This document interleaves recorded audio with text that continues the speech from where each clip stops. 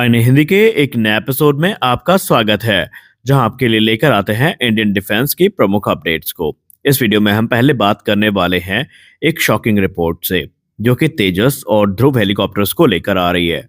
आप सबने देखा है कि हाल ही में कुछ ध्रुव हेलीकॉप्टर जो है ये हादसे का शिकार हुए हैं। उसके बाद से पूरी की पूरी फ्लीट को ग्राउंडेड कर दिया गया है और इसी बीच एक बड़ा फैसला लिया गया है। और ये फैसला है लाइट कॉम्बैट एयरक्राफ्ट तेजस और एएलएस ध्रुव हेलीकॉप्टर को रिपब्लिक डे फ्लाई पास से बाहर करने का। जी हाँ, अब ये रिपोर्ट पुख्ता हो चुकी है कि जो एडवांस लाइट हेलीकॉप्टर ध्रुव है और लाइट कॉम्बैट एयरक्राफ्ट तेजस है, ये दोनों इस वर्ष के रिपब्लिक डे फ्लाई पास्ट का हिस्सा नहीं होंगे। अगर हम ऑफिशियल स्टेटमेंट की बात करें तो यहाँ पर ये चीजें अब कंफर्म कर दी गई हैं। Wing commander Jaideep Singh sir ने यह कंफर्म कर दिया है कि हाल ही में ध्रुव के साथ जो हादसे हुए हैं और जिस प्रकार की रिपोर्ट्स इनको लेकर देखने को मिली है, उसके बाद जो पूरे के पूरे 330 हेलीकॉप्टर्स की फ्लीट है उसको ग्राउंडेड रखा गया है और जब तक इश्यूज रिजॉल्व नहीं हो जाते ये ग्राउंडेड रहेंगे। और इस प्रकार से ये हेलीकॉप्टर अब रिपब्लिक डे फ्लाई पास्ट का हिस्सा नहीं बनेंगे। सुरक्षा के मद्देनजर ये बड़ा फैसला लिया गया है।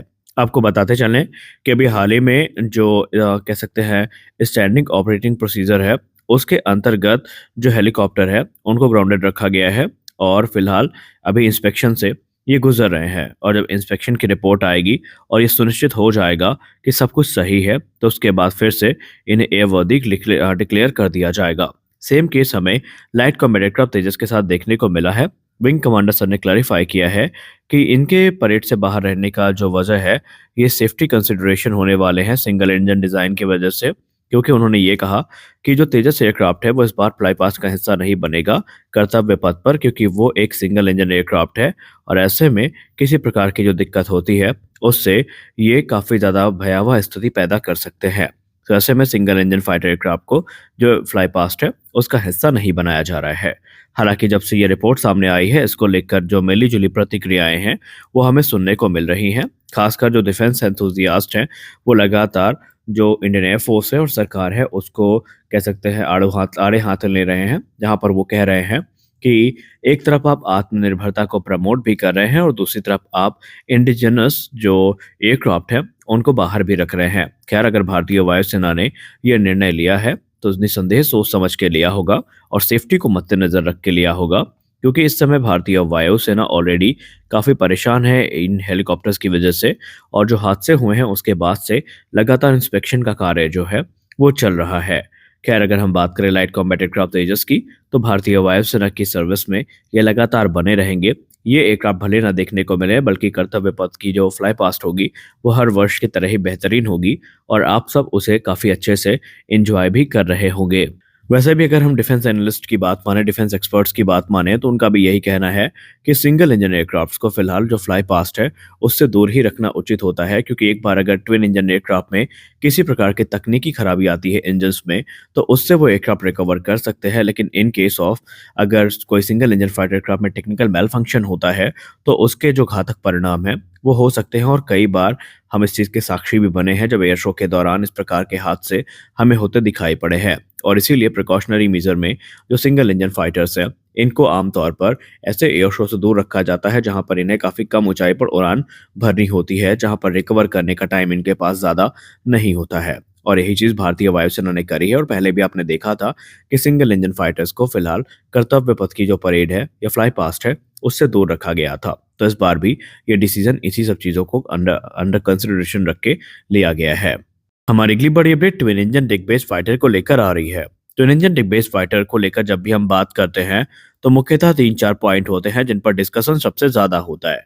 उसमें से पहला पॉइंट ये है कि क्या भारतीय वायुसेना के लिए भी ये लिए जाएंगे, और दूसरी बात यह है कि ये हमें कब तक देखने को मिलेंगे, और अगर भारतीय वायुसेना इनको लेती है तो उसमें क्या व्यापक बदलाव एरोनॉटिकल डेवलपमेंट एजेंसी को करने पड़ेंगे और कैसे वो कम से कम समय में इसको डिलीवर कर सकते हैं। तो इस सवालों के जवाब देते हुए एरोनॉटिकल डेवलपमेंट एजेंसी के अधिकारियों ने मीडिया से कुछ महत्वपूर्ण बातें करी हैं।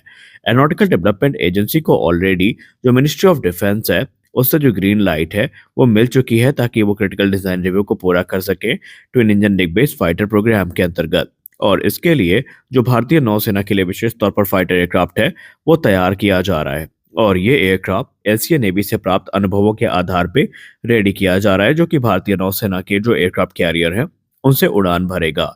लेकिन अब एरोनॉटिकल डेवलपमेंट एजेंसी के ऑफिशियल्स ने मीडिया से बात करते हुए ये संभावनाएं जताई हैं कि इसका जो मॉडिफाइड वेरिएंट है, इसको लेकर इंडियन एयरफोर्स का जो इंटरेस्ट है, ये काफ़ी जाग रहा है। और उन्होंने कहा कि इंटरेस्ट वहाँ पर होना भी चाहिए, क्योंकि ट्विन इंजन डिग बेस फाइटर एक 26 टन वजनी एयरक्राफ्ट होगा, जो कि नेवल ऑपरेशंस को ध्यान में रखकर बनाया जा रहा है। लेकिन इसे कुछ इंपॉर्टेंट फीचर्स हैं जिनको रिमूव करने के बाद भारतीय वायुसेना के लिए भी तैयार किया जा सकता है।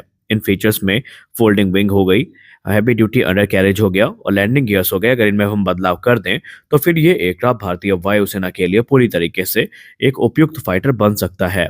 और ये जो एडॉप्टेशन प्रोसेस है, इसको लेकर एरोनॉटिकल डेवलपमेंट एजेंसी के ऑफिशियल्स ने कहा कि इसमें 2 वर्षों का से भी कम का समय लगेगा और हम इंडियन एयरफोर्स के लिए ट्विन इंजन डिग बेस फाइटर का जो वेरिएंट है, ये तैयार कर सकते हैं। यानी उन्होंने कहा कि 2 वर्षों में भारतीय वायुसेना के लिए जो ट्विन इंजन डिग बेस फाइटर है, ये तैयार हो सकता है। इतना ही समय हमें इसको रेडी करने में लगेगा नेवल वेरिएंट से।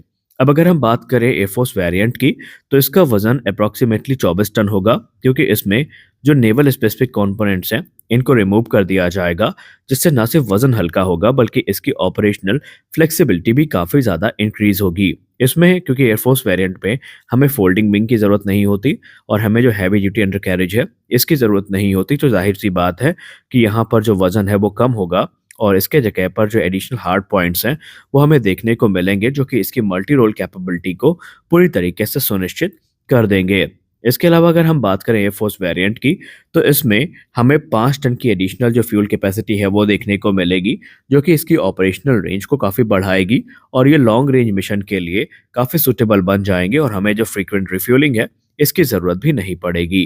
अब क्योंकि यहाँ पर फोल्डिंग मैकेनिज्म का एब्सेंस होगा, तो इसका मतलब ये है कि जो इंटरनल स्पेस है फ्यूल के लिए, वो काफ़ी ज़्यादा होगा। इससे इसकी जो परफॉर्मेंस है वो काफ़ी ज़्यादा बढ़ेगी और साथ ही साथ हल्का होने की वजह से स्पीड, मनूवरबिलिटी और जो दूसरी कैपेबिलिटीज़ हैं, उनमें भी बढ़ोतरी हमें देखने को मिलने वाली है।